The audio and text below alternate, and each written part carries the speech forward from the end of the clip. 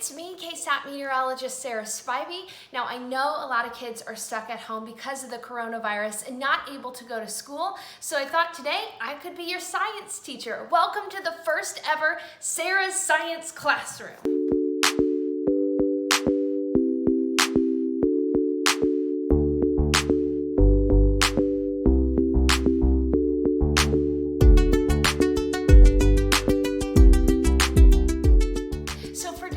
First Sarah's Science Classroom, I thought we could talk about something that everybody knows, thunderstorms. Sometimes they can be scary and produce thunder and lightning, but a lot of times they just make really good rain for us. And today I got a special treat from my friend Savannah. She's 4 years old and she did a really cool drawing for Sarah's Science Classroom. I thought I'd show you.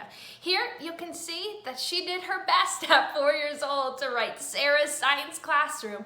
There's a sun on there, even a tornado, and there's me and Savannah in the blue bonnets. I hope you've been able to see blue bonnets. They're really nice this time of year. So if you have a picture that you want to send in, email me at spivey@ksat.com. Now, let's get talking about thunderstorms. So the first thing I want to talk about is making a thunderstorm is a lot like baking a cake.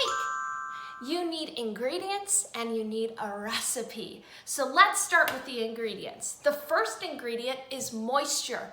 Moisture is when it feels really humid outside, feels really sticky outside, and sometimes it gives you a bad hair day. The second ingredient that you need is a rising air, okay? Air that starts to rise. And the third ingredient you need is lift to allow that air to rise, because when air rises, it condenses and forms clouds, and clouds are the first step to a thunderstorm. Now that lift can happen in the form of a cold front when it gets really chilly outside, or sometimes just the sea breeze, because we're really close to the ocean here in San Antonio. About the ingredients, and now we need to put them together in a recipe. So the first thing to talk about is our wonderful sun. The sun is so bright, the sun is so warm that when it shines, it warms up the ground around us. Now that ground becomes warm, and it in turn warms up the air around the ground. So you know how when it's really hot outside, that air is really warm and will be allowed to rise if it gets a push. Again, you need something like a cold front or something like a breeze to lift that air. Once that warm air starts to rise, it condenses and it forms clouds. Then those clouds get bigger and bigger, and eventually they produce lightning.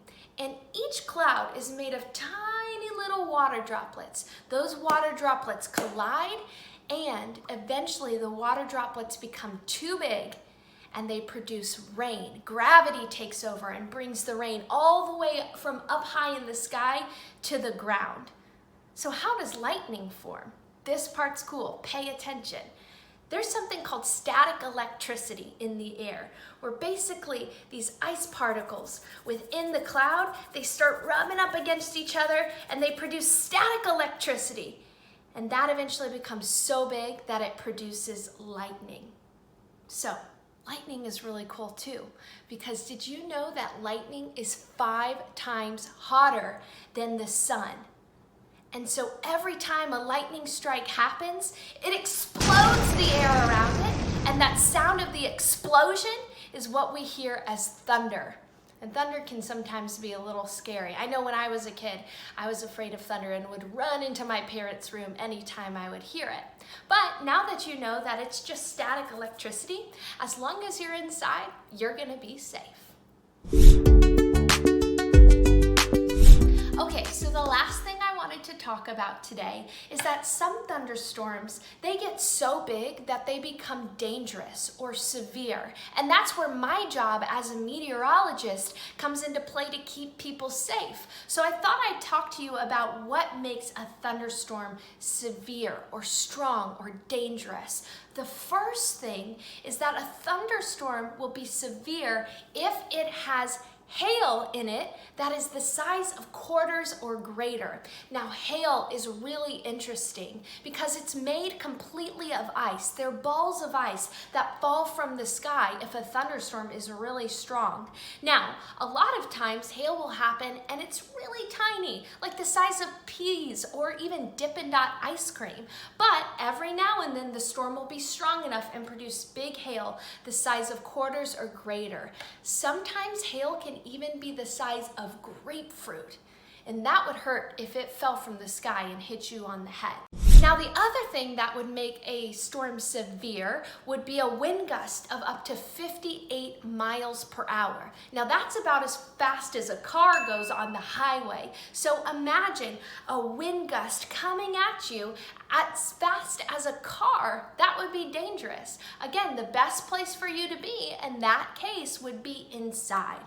And then finally, some storms get so strong or severe that they produce a tornado. Now, a tornado is a spinning column of air that can go up to more than 200 miles per hour. And tornadoes pick up everything in their path, and they can even destroy homes sometimes. Now, I don't say all of this to make you scared, but I just say all of this so that you can be aware of what thunderstorms can do. And our job as meteorologists is to keep you safe and informed. So if we tell you there's a dangerous storm, the best place to be is inside and away from the windows. The last thing that a storm can do is that it can produce so much rain that could cause flooding. Now, flooding is when a lot of water comes at you. Now, when you're in the bath or you're taking a shower, water is great. But if it's a lot of water, it can actually pick up cars and pick up people. So the best place to be, again, is if there is flooding, to be inside your house. Well, that's it for thunderstorms in the first lesson from Sarah's Science Classroom. I hope you'll come back next time. I'll be trying to do this as much as possible, especially during this coronavirus outbreak.